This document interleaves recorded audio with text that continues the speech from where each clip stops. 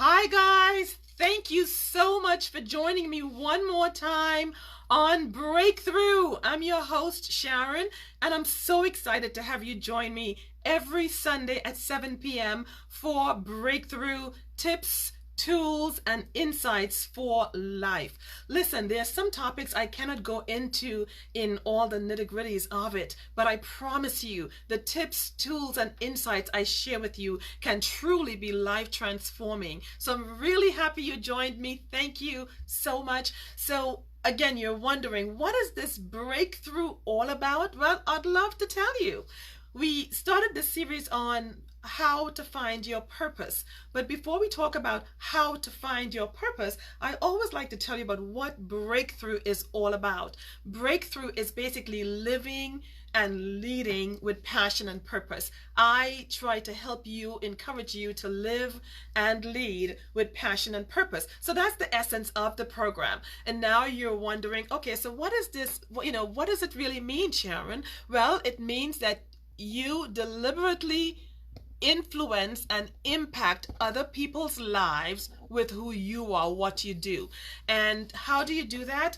By the things you do on a daily basis, by deliberately trying in everything you do to live with excellence, to maintain a sense of greatness in whatever you do, not just once, but every single day. It's about impacting and reaching beyond your needs to help someone else with their need. It's all about you kind of reaching beyond who you are to become who you were created to be. That's the basic essence of what breakthrough is all about.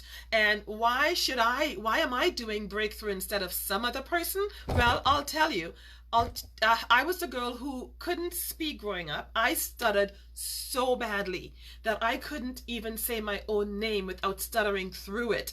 And letters like W's and S's were the worst, because I couldn't enunciate S's and W's. The who, what, when, where, why of the world just wouldn't come out for some reason. I'd be saying like, what time is it? And people teased me. I had no friends in school, but I'm here with you today to help you to break through whatever issue you're going through or have been through. Listen, life wasn't easy growing up for me, with people teasing and bullying me in school and not having any friends and just being rejected in so many ways. But I'm telling you that I moved beyond that, and you can move beyond your challenges as well. So while you're here with me, I encourage you to hit the like button, hit the share button, encourage someone else to join us, because we'll have a really awesome time this evening, and you'd learn some things about yourself that you didn't know you had within you. Again, use the tips, tools, and insights I share with you to make your life a better, more amazing place, and yourself a better and more amazing person.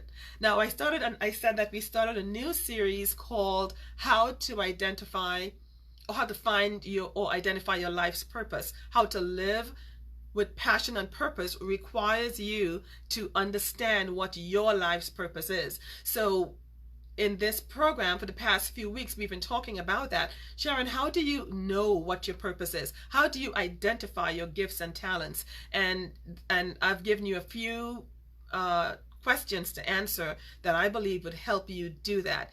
In our first session, we spoke about what your purpose is not. Your purpose is not dependent on where you're from, if you're black or white or brown, if you're living on the other side of the train tracks, or if you're living in an affluent area. None of that matters when it comes to you fulfilling your purpose. So that was the session on what your purpose is not. Your purpose is not dependent on your past. It is not dependent on your parents. It's not dependent on your children, or who like you or who don't like you. Your purpose is not dependent on any of those, because you are so much greater than that. But before I go any further, it's Father's Day. Happy Father's Day to all you men out there. I am so excited. And I'm excited not because I had an amazing father growing up.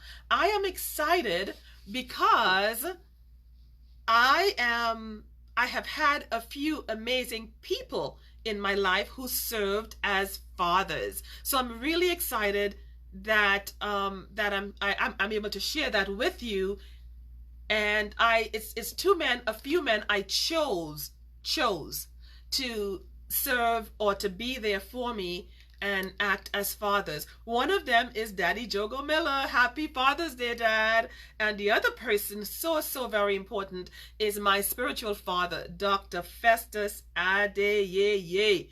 This man has been part of my life for the past over 20 years, and he has been such an amazing person, father. I mean, he's just been there praying over me, giving me wisdom, knowledge, understanding, allowing me to be who I am, and correcting me when I need to be, and praying over my life and giving me wisdom. I've got to tell you, you may not have a father, that you were born to and grew up with, but I promise you that if you choose to honor a man, if you choose to honor someone as your father, you can have the same benefits. You can enjoy having a father in your life, but you first need to honor that person. You first need to decide that you want that person in your life, because having a father is not just having someone else there. You give them the authority to correct you. You give them the authority to help lead you, and so on. So I'm encouraging you, all you fathers out there. Some of you may be saying, well, Sharon, yeah, you can say that now, but I didn't grow up with my father, or I didn't have such a good father. Well, even if you didn't have such a good father, guess what? You're here because of him. So I encourage you to honor that man. He may have gotten you mad, he may have done some mean things, he may not be there, but still honor him. Before I got to meet these two amazing men, Daddy Miller and Dr. Festus Adeyeye, my spiritual father for over 20 years, I chose another father. At 13, when I realized that my father had disowned me and I didn't know him, he couldn't care less about me, I decided that I wanted to find out about, okay, my father is not there, but who can I lean on? And that's when I found myself, I think, because in the midst of being bullied and teased and hurt in school, I'd come home and I'd learn about this man called God and his son called Jesus. And I realized as a teenager that, wait a second, this man loved me so much, not love, that's past tense, loves me currently so much that he gave his one and only son, Jesus Christ, to save me, a sinner, messed up, broken person like me. And when I read that and I realized that he did it because he loved the world so much, I decided that I wanted him to be my father. And the good thing is, he gave me the opportunity to make him my father. So I chose him. I chose God. I chose my creator.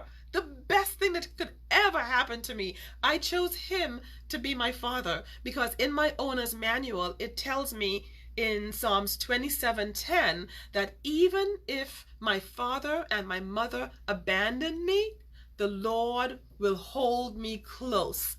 When I learned that, I realized that, wow, he is indeed the Father of fathers. So in case you're wondering, in case you have been so hurt in life or not have a father around and you feel broken, hold on to that scripture, Psalms 27:10, that even when your father and your mother abandon you, that the Lord God himself will hold you close. Can you imagine? So again, if you grew up without a father, or if your father was abusive or not there, or whatever thoughts you have about your earthly father, know that your creator, the person who created you, he just used your father to have you be here. But your creator, he loves you. He loves you unconditionally. And there's nothing you can do too high, too bad, too good. You can never be too good or too bad for him to not love you. Isn't that amazing? So again, hold on to your Heavenly Father. He's there with you. He loves you. And know that whatever you're going through, he can help you. He is a good Father. He is your Heavenly Father. So hold on to him. Okay, so again, I encourage you, because many people feel that, well, I never had a father, so I don't know what to do. I can't do better. Yes, you can. You can find someone who would be that father figure in your life to you, but it means you deliberately choosing to do that, and you deliberately choosing to honor that person as a father and giving them permission to correct you when and where necessary.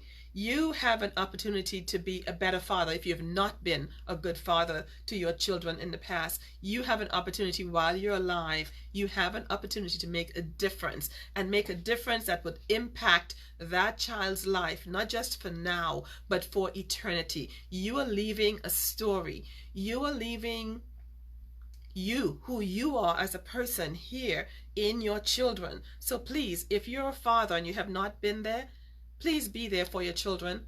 Okay, so as we move forward, I'd like to tell you a story about this man I know in I knew him in Cleveland a long time ago. He asked me to be his coach, and I was happy to. He was 53 years old, and he was still dealing with daddy issues. And I know that may sound simple, well, get over it and move on. It's not always so easy, I must tell you. It took me years to finally realize that I could be who I was created to be, even though my father wasn't there for me. So I coached this 53-year-old man, and part of his challenge was dealing with the issue of rejection because his father wasn't in his life, or no, he was in his life in the same home with him, but he thought that his father didn't love him as much as he loved his brother. And although this man was 53 years old, although his father was dead for the past 25 years, he was almost at a homeless state, not knowing what to do or where to go, because he's still holding on to the fact that he felt that his father didn't love him as much as he loved his brother. If he knew that that his creator loved him unconditionally, and he didn't have to do anything to get that father's love, but just be who he was created to be, he wouldn't be suffering for so many years. 53 years old, 25 years ago your father died, and you're still dealing with the issue that you feel that you were not loved as much as your brother. What issues are you dealing with because of your father? Because he wasn't there, because he abused you, because he ran away, because he disowned you like mine did. What issues are you dealing with about fathers that you need to move beyond in order for you to truly live with passion and purpose? Think about that. Listen, how long will you blame someone else? I know it hurts. I'm telling you that because it hurt. I've been hurt. But after a while, you've got to take responsibility. You know, many times I tell people that until you're 18, your parents are responsible for you. But once you pass 18, the way you look, the way you dress, how you think, it should change.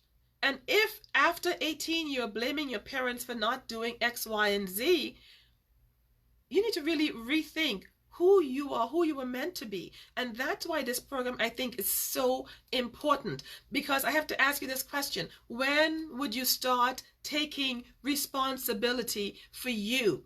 And I'm not being uncaring by saying this. I was abandoned, I told you, by my father, but every one of us have a father story. But when are we going to move beyond that?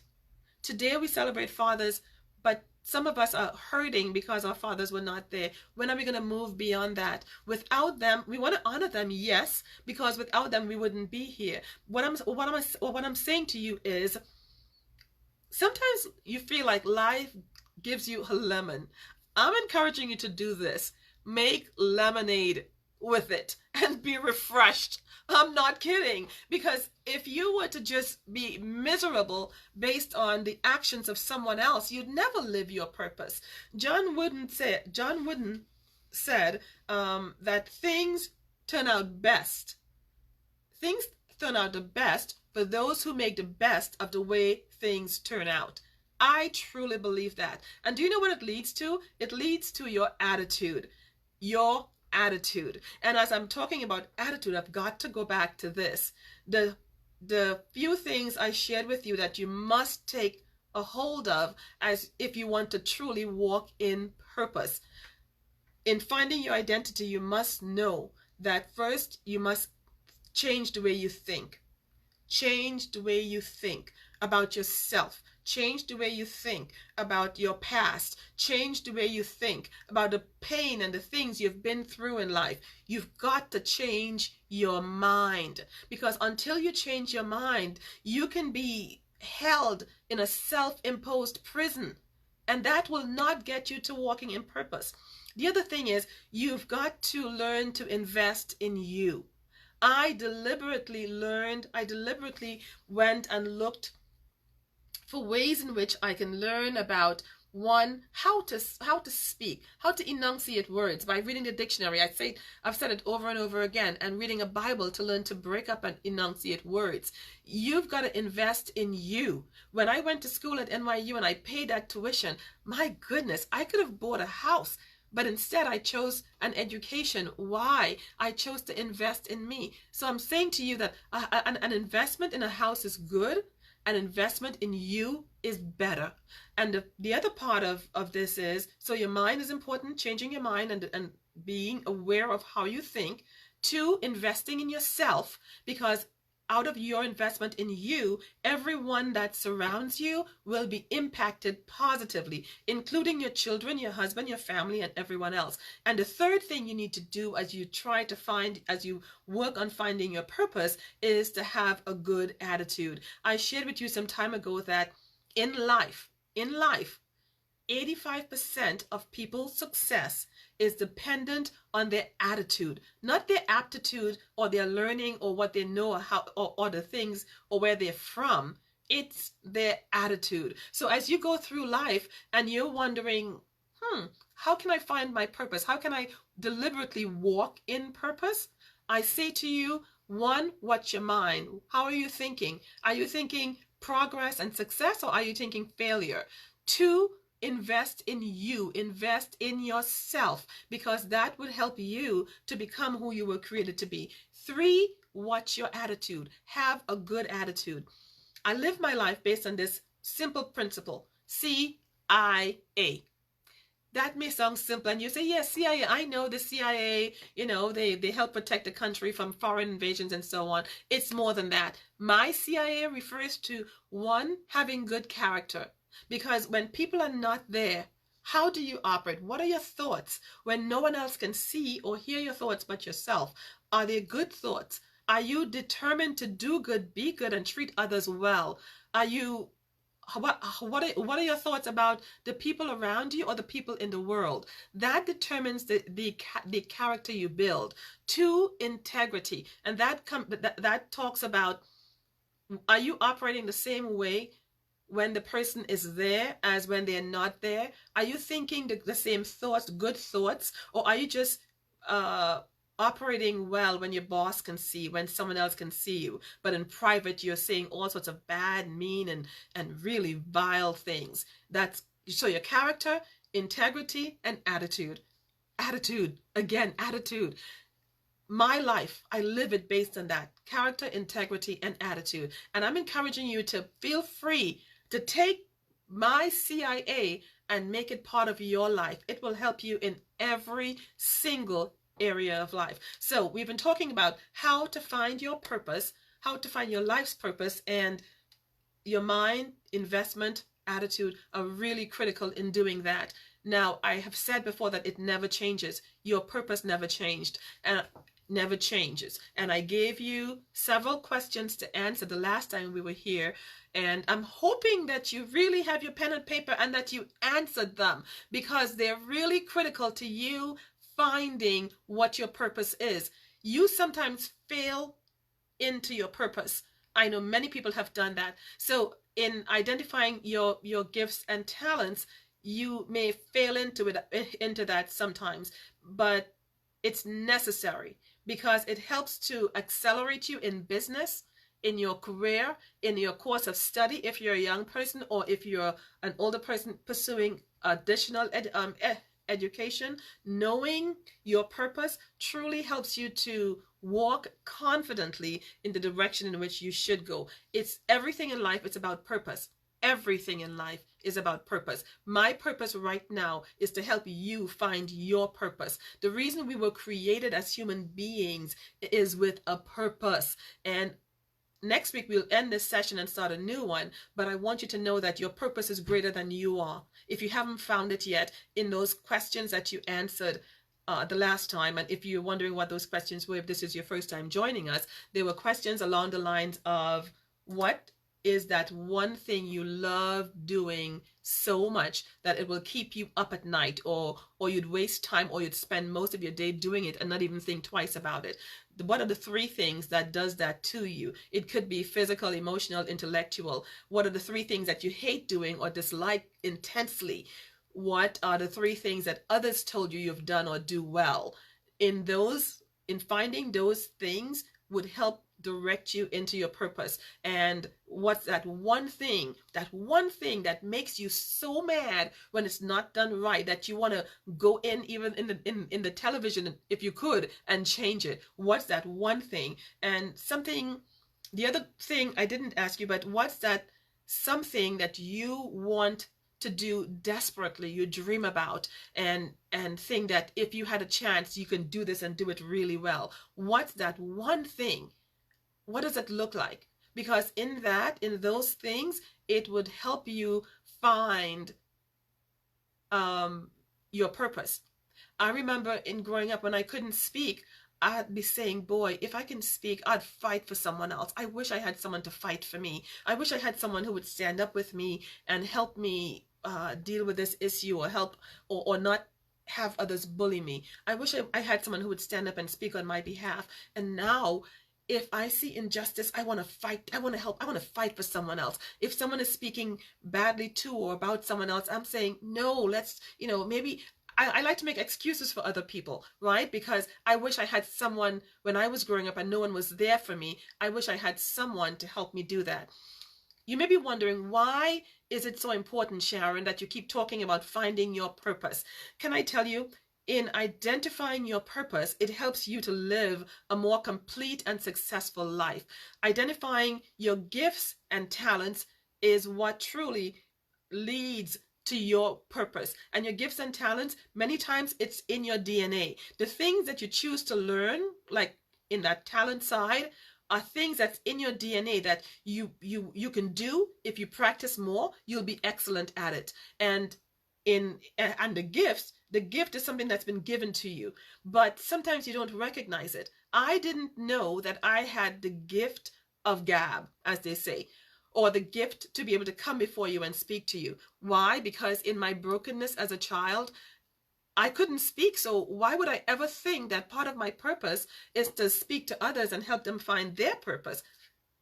That tells me that sometimes your purpose, your major gift, could be looking like some rock. Look, it could be looking like dirt or gravel, but your purpose is so important that even when it looks like nothing, God says, I have created something in that. So in me, when I couldn't speak and I'm thinking, God, but I'm worthless, I'm broken, he said, no, there is something in your DNA that I have already created to cause you to speak to generations. So what is it in you that's in your DNA that has to come out? What are you so passionate about that you'd break down walls to go in and help and do and make things better? What's that one thing? What's the challenge in your life that you feel you ought to fix, not just in your life, but in other people's life? Listen, purpose is written in you. There's something you were created to do. There is someone you were created to be. And it doesn't matter if you came from a broken family, if you are out of a broken relationship. It doesn't matter the pain